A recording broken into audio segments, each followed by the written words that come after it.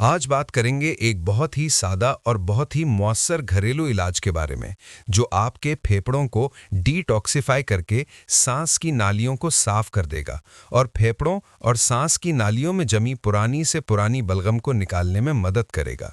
अस्सलामु अलैकुम, मेरा नाम है काशिफ महमूद और आप देख रहे हैं मेरा YouTube channel doctor Bilal Ahmad Hazru. अगर आप किसी ऐसे शहर में रहते हैं जहां आलूदगी बहुत ज़्यादा है, धुआं और इंडस्ट्रियल वेस्ट हद से ज़्यादा है, या आप सिगरेट बहुत ज़्यादा पीते हैं, या फिर कोई ऐसा काम करते हैं जहां बहुत ज़्यादा गर्द, धूल और मिट्टी होती है, या अगर किसी को फेफड़ों की कोई बीमारी है जैसे दमा या सीओपीडी वगैरह, तो इन सब मसाइल के हल के लिए आज की ये ज़बरदस्त रेमेडी बहुत ज़्यादा फ़ायदा देने वाली है। ये रेमेडी आपके फेफड़ों को साफ करने में आपकी बहुत मदद करेगी। तो आइए जानते हैं कि इस रेमेडी में क्या-क्या चीज़ें शामिल करनी है और इन्हें किस तरह सही तरीके से बनाकर फेफड़ों के मसाइल में इस्तेमाल करना है। जब हम सिगरेट नोशी करते हैं या आलूदा हवा में सांस लेते हैं तो इसके ज़रात सांस की नालियों के ज़रिए हमारे फेफड़ों में चले जाते हैं, जिसकी वजह से सांस की नालियों में जलन होती है, म्यूकस ज़्यादा बनता है और यही ज़रात और बलगम जमा होता जाता है। वक्त गुजरने के साथ सांस लेने में मुश्किल बढ़ जाती है, दायमी खांसी रहने लगती है, गले में खराश होती है, हत्ता कि बाज़ लोगों को दमे की शिकायत भी हो जाती है। इसीलिए ये बहुत ज़रूरी है कि हम अपने फेफड़ों को वक्तन फ़वक्तन साफ करते रहें, उनमें जमा म्यूकस और ज़रात को मुनासिब तरीके से निकालते रहें ताकि जहरीला मवाद जमा ना हो, म्यूकस ज़्यादा ना बने और सांस लेने में आसानी रहे। रेमेडी बताने से पहले ये भी बता दें कि अगर बलगम और सांस की नालियों के मसाइल ज़्यादा रहते हैं तो बाहर निकलते वक्त बेहतर है कि मास्क पहन लिया करें, पानी का इस्तेमाल ज़्यादा से ज़्यादा करें और अगर सिगरेट पीते हैं तो इसे छोड़ना निहायत ज़रूरी है। अब जानते हैं इस रेमेडी के बारे में जिसकी मदद से हम अपने फेफड़ों को सिर्फ 3 दिन में साफ कर सकते हैं और इसी रेमेडी की वजह से बलगम भी कम हो जाएगा। रेमेडी बनाने के लिए पहले उन अज्जा के बारे में जान लेते हैं जिनके मिलाप से फेफड़ों और सांस के मसाइल में फ़ायदा मिलता है। नंबर 1, अदरक यानी जिंजर। इस रेमेडी में पहली चीज़ अदरक शामिल की जाएगी। अदरक में जिंजरोल नामी ज़बरदस्त कंपाउंड होता है जिसमें सोजिश ख़त्म करने की कुदरती खूबियां पाई जाती हैं। इसकी वजह से फेफड़ों में सोजिश कम होती है, बलगम पतला हो जाता है और इसे खांसी के ज़रिए बाहर निकालना आसान हो जाता है। इसमें ताकतवर एंटीऑक्सीडेंट्स भी होते हैं जो फ्री रेडिकल्स को ख़त्म करते हैं, ऑक्सीडेटिव स्ट्रेस कम करते हैं और फेफड़ों में जमने वाले नुकसानदेह मादों के असरात कम करने में मदद देते हैं। अदरक सांस की नालियों को रिलैक्स भी करता है जिसकी वजह से सांस खुलता है और सांस लेने में आसानी होती है। नंबर 2, हल्दी यानी टर्मरिक। दूसरी चीज़ जो शामिल की जाएगी वो हल्दी है। हल्दी में बहुत ताकतवर एंटीऑक्सीडेंट खुसूसियात होती हैं। इसमें मौजूद करक्यूमिन एक ऐसा कंपाउंड है जो सोजिश कम करता है, फेफड़ों को डिटॉक्सिफाई करता है और उन्हें सेहतमंद और मजबूत बनाता है। इससे क़ुव्वत मुदाफ़ियत में इजाफा होता है और इसकी एंटी माइक्रोबियल खुसूसियात इन्फेक्शन के इम्कानात को कम करती हैं। करक्यूमिन एलर्जिक दमा में भी काफ़ी मददगार साबित होता है। आगे बताया जाएगा कि इसे कितना और कैसे इस्तेमाल करना है।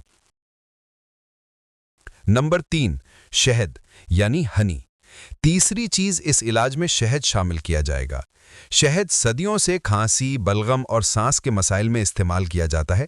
ये गले की खराश में आराम देता है, फेफड़ों और सांस की नाली में जमी बलगम को पतला करता है और इसे बाहर निकालना आसान बनाता है। इसकी खांसी कम करने की खुसूसियात भी बहुत मशहूर हैं। शहद सांस की नालियों की सोजिश कम करता है और लुआब पैदा होने में इजाफा करता है, जिससे खांसी के जरिए बलगम आसानी से निकल जाता है। इसमें कुछ जरासीम कुछ खूबियां भी मौजूद हैं। नंबर 4, लीमू यानी लेमन। चौथी ज़बरदस्त चीज़ लीमू है। लीमू में वाफिर मिकदार में विटामिन सी होता है जो क़ुव्वत मुदाफ़ियत को बेहतर बनाता है और मुख्तलिफ बीमारियों के इम्कानात कम करता है। ये फेफड़ों में मौजूद जहरीले मादों को ख़त्म करने में मदद देता है। इसमें मौजूद सिट्रिक एसिड फेफड़ों को साफ़ करता है और फेफड़ों के टिश्यूज़ को मजबूत करता है। इसमें मौजूद एंटीसेप्टिक खुसूसियात की वजह से इन्फेक्शन के इम्कानात कम होते हैं। कुछ लोगों का गला लीमू से ख़राब हो जाता है, ख़ास तौर पर जब वो इसे ठंडे पानी में इस्तेमाल करते हैं। लेकिन इस रेमेडी में जो तरीक़ा बताया जा रहा है, इस तरह बनाने से मसला नहीं होगा बल्कि फ़ायदा होगा। नंबर 5, काली मिर्च यानी ब्लैक पेपर। काली मिर्च इस इलाज में इसलिए शामिल की गई है क्योंकि इसमें मौजूद पाइपरीन बाकी अज्जा के असर को कई गुना बढ़ा देता है।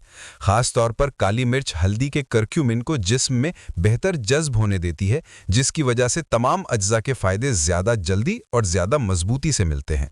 इसीलिए कुछ ही दिनों में आराम महसूस होता है। नंबर 6, दारचीनी यानी साइनामन। आखिरी चीज़ दारचीनी है। दारचीनी में एंटी माइक्रोबियल खुसूसियात होती हैं जो जरासीम का खात्मा करती हैं और इन्फेक्शन के इम्कानात को कम करती हैं। इसके अलावा इसमें सोजिश कम करने वाली खुसूसियात भी हैं जो बलगम कम करती हैं और सांस की नालियों को साफ करने में मदद देती हैं। अगर ये तमाम चीज़ें अलग अलग इस्तेमाल की जाएं तो भी फ़ायदा मिलता है, लेकिन जब इन्हें एक ख़ास तरीके से मिलाकर इस्तेमाल किया जाए तो फ़ायदा कई गुना बढ़ जाता है और फेफड़ों को साफ करना बहुत आसान हो जाता है। बनाने का क्या तरीका है? अब बात करते हैं कि ये इलाज तैयार कैसे करना है। इस ज़बरदस्त घरेलू इलाज को बनाने के लिए सबसे पहले 1 कप पानी लें और उसे किसी साफ बर्तन में उबाल लें। जब पानी उबलने लग जाए तो 1 इंच अदरक का टुकड़ा पीस कर या बारीक काटकर उसमें शामिल कर दें। इसके बाद आधा चम्मच खालिस हल्दी का पाउडर और 1/4 चम्मच पिसी हुई दारचीनी शामिल करें। अब इस पानी को हल्की आंच पर 2 से 3 मिनट पकने दें ताकि इन तमाम चीज़ों के मुफीद अज्जा पानी में अच्छी तरह शामिल हो जाए। फिर चूल्हे से उतारकर इसे छान लें और एक कप में निकाल लें। अब इसे थोड़ा ठंडा होने दें। जब ये नीम गर्म हो जाए तो 1 बड़ा चम्मच शहद और आधे लीमू का रस शामिल करें। आखिर में 1 चुटकी काली मिर्च डाल दें। फिर सब चीज़ों को अच्छी तरह मिक्स कर लें। इस तरह आपका लंग्स डिटॉक्स तैयार है। ये डिटॉक्स आप दिन में 2 बार पी सकते हैं, लेकिन पहले दिन में सिर्फ 1 मरतबा शुरू करें। बेहतर है कि सुबह खाली पेट पिया जाए। अगर जिस्म को अच्छा लगे तो रात को सोने से पहले भी पी सकते हैं। इसकी वजह से जिस्म में ऑक्सीजन की सप्लाई बेहतर हो जाती है, ताकत बढ़ती है और कमज़ोरी और सुस्ती भी कम हो जाती है। ये इलाज बिल्कुल महफूज है क्योंकि इसमें सब अज्जा कुदरती हैं और उनकी वही मिकदार बताई गई है जो इंसानी जिस्म के लिए मुनासिब होती है। अलबत्ता अगर आपको किसी भी जुज़ से एलर्जी हो, जैसे हल्दी या दारचीनी वगैरह से, तो इसे रेमेडी में शामिल ना करें। अगर आप कोई मुस्तकिल दवा लेते हैं तो इस रेमेडी को इस्तेमाल करने से पहले डॉक्टर से मशवरा कर लें। अगर किसी को शुगर का मसला है और शुगर लेवल कंट्रोल में नहीं है तो बेहतर है कि वो इस रेमेडी में शहद शामिल ना करें, या अगर इस्तेमाल करना चाहें तो शुगर लेवल देखते हुए ही थोड़ा इस्तेमाल करें।